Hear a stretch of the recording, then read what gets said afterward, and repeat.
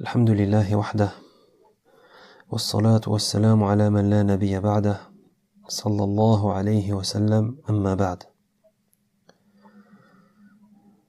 Nous continuons donc par la grâce d'Allah subhanahu wa ta'ala notre lecture et tentative de traduction du livret Shurutu la ilaha illallah wa nawaqidul islam. Nous avions vu dans les assises précédentes les premières conditions de la ilaha illallah, à savoir la première condition, al-ilm, le savoir, la deuxième condition, al-yaqin, la certitude, et la troisième condition, al-qaboul, l'acceptation. Tout comme nous avions également vu la signification de cette parole fondamentale de la ilaha illallah et qu'est-ce qu'elle signifiait tant en termes de négation que d'affirmation. Nous passons par la permission d'Allah subhanahu wa ta'ala à la quatrième condition de la ilaha illallah. فالشرط الرابع الانقياد المنافي للترك وذلك بأن ينقاد لما دلت عليه كلمة الإخلاص. ولعل الفرق بين الانقياد والقبول أن القبول إظهار صحة معنى ذلك بالقول فيقبله ويعلن ذلك نطقا باللسان، وأما الانقياد فهو الاتباع بالأفعال ويلزم منهما جميعا الاتباع. La quatrième condition de la ilaha illallah, c'est al-inqiyad, la docilité. La quatrième condition est donc al-inqiyad, la docilité, à laquelle vient s'opposer at-tark, le délaissement. Donc le contraire de cette quatrième condition qui est la docilité, c'est at-tark, le délaissement. Et al-inqiyad, la docilité, c'est être docile à tout ce qu'exige cette parole de la ilaha illallah. Quant à la différence entre la troisième et la quatrième condition, la différence entre l'acceptation et la docilité, la différence réside probablement dans le fait que l'acceptation se manifeste par les propos, se manifeste oralement, alors que la quatrième condition, elle se manifeste par des actes. Et de la fusion de ces deux conditions naîtra ce qu'on appelle al-ittiba', le suivi. فالانقياد هو الاستسلام والإذعان وعدم التعقب لشيء من أحكام الله. قال تعالى: وأنيبوا إلى ربكم وأسلموا له.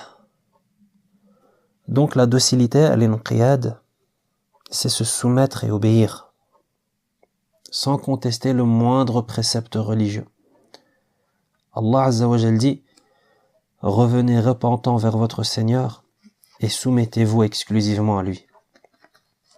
Revenez repentant vers votre Seigneur et soumettez-vous exclusivement à lui. Surat Az-Zumar, verset 54. ومن الانقياد أيضا لما جاء به النبي صلى الله عليه وسلم الرضا به والعمل به دون تعقب أو زيادة أو نقصان. قال تعالى: فلا وربك لا يؤمنون حتى يحكموك فيما شجر بينهم ثم لا يجدوا في أنفسهم حرجا مما قضيت ويسلموا تسليما. Et être docile au message avec lequel est venu le prophète sallallahu alayhi wa sallam suppose également que la personne approuve ce message et le mette en pratique tel qu'il est, sans ajout ni diminution et sans rien en contester. Allah Azza wa Jal dit: non, par ton Seigneur, ils ne croiront pas tant qu'ils ne t'auront pas fait juge de leurs différends et qu'ensuite ils n'éprouveront aucune gêne pour ce que tu auras décidé et s'y soumettent complètement.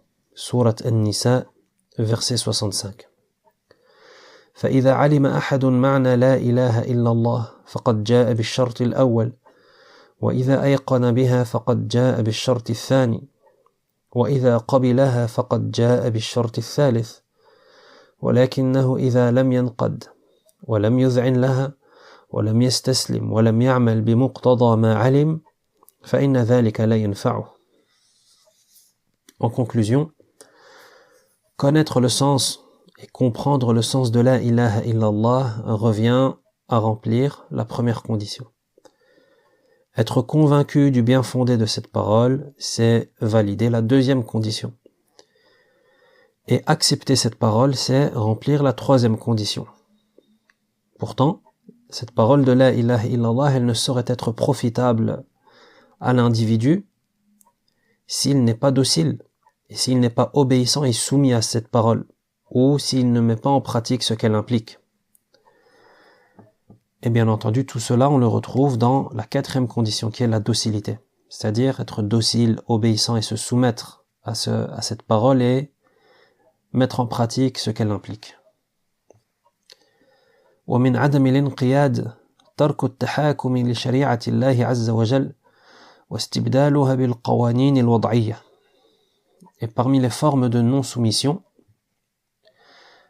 les exemples qui viennent contredire cette quatrième condition, il y a par exemple le fait de renoncer à la législation divine, la sharia, en mettant en place par exemple des lois dites positives, les lois positives qui sont les lois mises en place par les hommes. Donc voilà pour la quatrième condition qui est al-inqiyad, la docilité.